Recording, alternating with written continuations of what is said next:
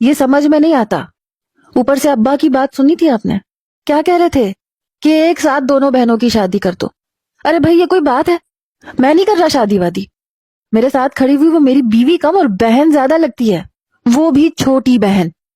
गुफरान भाई हंसने लगे, कहने लगे शर्म नहीं आती, होने वाली बीवी को बहन कह रहे हो।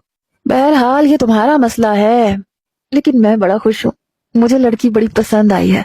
अब्बा ने मेरे लिए बहुत अच्छा फैसला किया है। मैं अपने भाई की खुदगर्जी पे जितना भी हैरान होता उतना कम था। उन्हें बस अपना आप नजर आ रहा था। चंद रोज बाद मेरे ससुर घर चले गए और इस बात पे बड़े खुश थे कि दोनों बेटियों की शादी जल्द अज जल्द होने वाली है।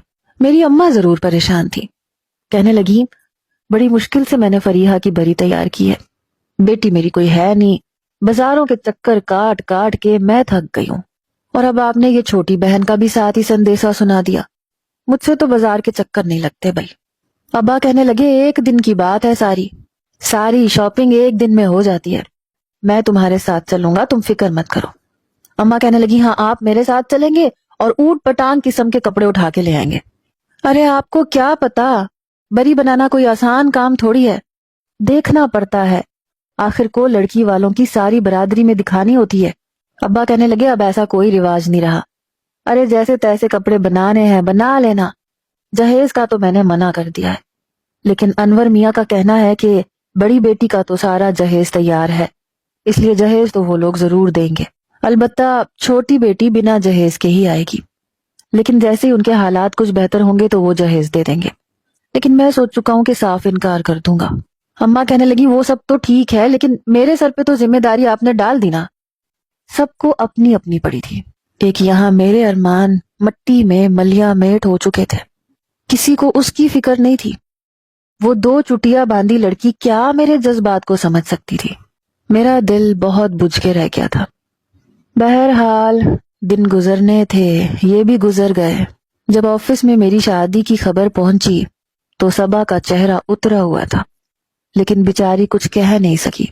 शायद वजह ये थी कि ना तो मैंने कभी उससे इजहार मोहब्बत किया था, ना कभी उसने किया था। अभी तो हमारी बात सिर्फ इशारे किनायों तक ही गई थी कि अब्बा के फैसले ने मेरी जिंदगी बर्बाद करके रख दी। बहरहाल हम दोनों भाई दुल्हा बन चुके थे। शादी हॉल में गए, निकाह हुआ, उसके बाद दोनों बहनें दुल्हने बन के हमारे साथ बैठ गई। मदीहा बड़े मजे से सोफे पे मेरे साथ बैठी थी। मैं तो सोच रहा था कि जब उसे इस कम उम्री में ये खबर मिलेगी कि उसकी शादी होने वाली है तो वो तो रोना धोना मचाएगी, वावेला करेगी, लेकिन ये बात तो मेरी समझ से बाहर थी।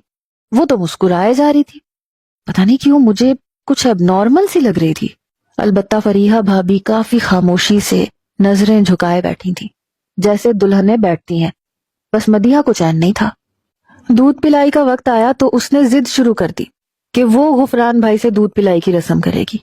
हालांकि उसकी कजन्स कह रही थी कि वो दुल्हन है, चुप करके बैठ जाए, रस्में कजन्स कर लेंगी, लेकिन नहीं भाई, वो तो सोफे से फौरन खड़ी हो गई, अपनी कजन्स के साथ लड़ने लगी कि दूध पिलाई की रस्म तो मैं ही करूंगी। मेरे सारे ऑफिस के कोलीग्स मेरी शादी में मदऊ थे। मैं तो जिस कदर शर्मिंदा होता उतना कम था। सबके सामने पहले उसने अपनी कजन को पीछे किया, कहने लगी मैं सब जानती हूँ, तुम लोग पैसे बटोरना चाहती हो, लेकिन मैं ऐसे नहीं करने दूंगी। अपने हाथ चला चला के वो बातें यूं कर रही थी कि जैसे पता नहीं क्या हो गया। मेरा दिल किया यहाँ ही जमीन में उसके अंदर दफन हो जाऊं। जितना मैं डिसेंट किस्म का लड़का था उतनी ही वो लड़की बिल्कुल मुख्तलिफ थी। मैं चुपचाप बैठा रहा और तमाशा देखता रहा बड़े मजे से। वो मेरी दुल्हन अपने महंगे जोड़े समेत घुटनों के बल गुफरान भाई के सामने बैठ गई और हथेली फैला के कहने लगी निकालें दूध पिलाई, पूरे 50,000 रुपए लूंगी मैं। गुफरान भाई कहने लगे इस तरह तो फिर मेरी बीवी भी अमान से इतने ही पैसे लेगी। वो कहने लगी मेरा मसला नहीं है, वो आप ही जाने और इनका देवर जाने, मुझे तो आपसे 50,000 चाहिए। बहरहाल गुफरान भाई ने जेब से 50,000 निकाले और उसके हाथ पे रख दिए। वो ऐसे खुश थी जैसे पहली दफा 50,000 देखे।